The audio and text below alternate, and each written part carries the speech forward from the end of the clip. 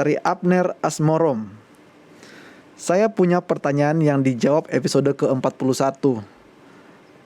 Apakah orang yang kita tidak ikut mereka, itu kita melanggar hukum Allah kah? Tidak. Karena sudah ditegur, sudah dinasihati dengan firman Tuhan, tetapi dia masih melawan. Silakan Pak Pendeta. Baiklah, terima kasih untuk pertanyaan ini. Jadi Saudara Abner Asmorom, selamat malam Bapak atau Kakak, selamat malam.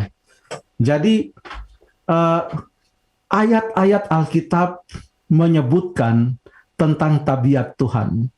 Salah satu tabiat Tuhan adalah disebutkan di dalam 2 Petrus 3 ayat yang ke-9.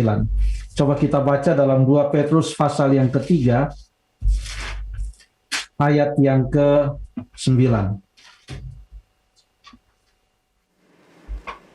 Saya bacakan Pendeta. Ya. 2 Petrus 3 ayat 9. Tuhan tidak lalai menepati janjinya, sekalipun ada orang yang menganggap sebagai kelalaian. Tetapi ia sabar terhadap kamu, karena ia menghendaki supaya jangan ada yang binasa, melainkan supaya semua orang berbalik dan bertobat. Satu sifat Allah di sini adalah ia sabar. Ia sabar, ia menunggu. Ia sabar. Ada yang belum bertobat, dia sabar.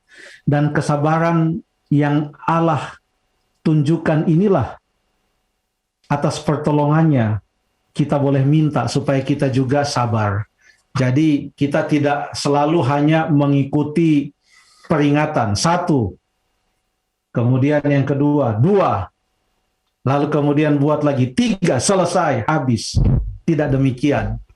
Pernah Petrus bertanya kepada Tuhan Yesus, sampai berapa kalikah aku harus mengampuni saudaraku yang bersalah kepadaku? Kalau tidak salah itu ada di dalam Injil Matius pasal yang ke-18. Lalu mulai ayat 21. Lalu kemudian Petrus bertanya, sampai 7 kalikah? Lalu Tuhan Yesus menjawab, bukan sampai 7 kali, tapi sampai 70 kali 7 kali. Yang mau ditekankan oleh Tuhan Yesus adalah supaya kita sabar, karena Tuhan juga sabar terhadap kita. Kalau dalam konteks jemaat, kalau hal itu yang dilakukan mendatangkan malu terhadap Tuhan dan terhadap jemaatnya, maka di dalam Matius pasal yang ke-18 juga, sebelum perumpamaan tentang pengampunan itu, mulai ayat 15 sampai ayat yang ke-19. Pertama kita tegur dengan 4 mata. Itu pun bukan 1 kali, 2 menit. Tidak mau, bawa 2 saksi besoknya. Tidak mau, bawa di jemaat minggunya. Hari sabatnya atau hari perbaktiannya, bawa ke jemaat. Ya, tidak demikian prosesnya, semua dilakukan dengan cepat. Walaupun ayat ini mengatakan kepada kita prosesnya pertama dengan 4 mata. Apakah dikatakan hanya 1 kali? Tidak. Tapi proses yang pertama adalah 4 mata. Datanglah kita sampaikan dengan baik.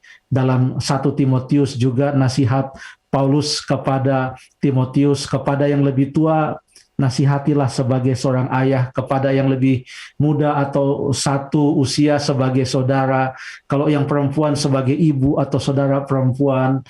Jadi itu proses yang pertama, step yang pertama adalah 4 mata. Lalu kemudian bawalah 2 atau 3 saksi, bukan untuk menuduh, 2-3 saksi untuk meyakinkan dengan tujuan. Kalau kita baca ayat ke-15 sampai ayat yang ke-20, tujuannya adalah untuk memenangkan ia kembali, ya, untuk memenangkan ia kembali, ya.